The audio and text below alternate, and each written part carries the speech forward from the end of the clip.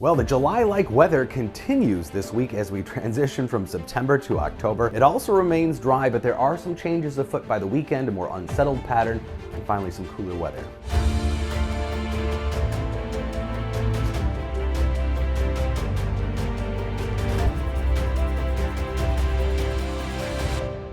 So we still have this upper level ridge, this heat dome essentially is all that this is, that's been kind of parked generally over the central US for the last couple of weeks. And this has kept our temperatures well above normal, dipping the jet stream out in the Pacific and the Northeast and keeping things really just warm and high and dry here across the central US. All the real cool stuff staying bottled up well to the north.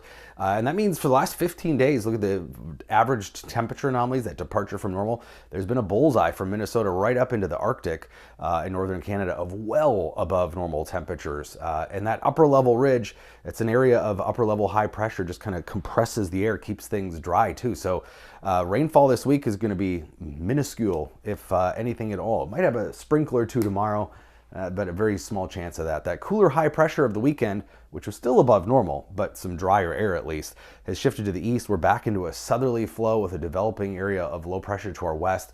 So temperatures will be much warmer today. Look at these highs.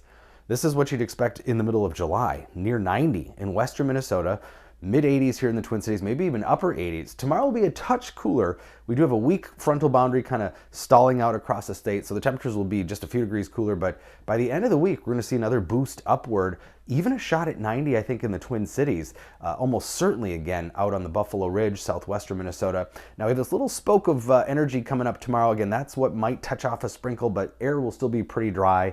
Not a lot of moisture to work with, but the bigger pattern change is this overall trough in the west digging in, and that's going to finally push that heat to the east. But overnight, Friday night, next chance of maybe some showers finally across the state, and then again late Sunday into Monday.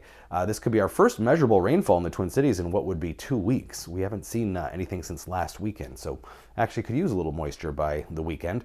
Doesn't look like a ton of rainfall. Models favoring northern Minnesota for anything more significant, and then those rainfall amounts drop off a little as we go further south. But 86 today, pretty incredible. Again, 90 out around Benson, Granite Falls, some of those places. And then tomorrow, again, a couple degrees cooler, low 80s.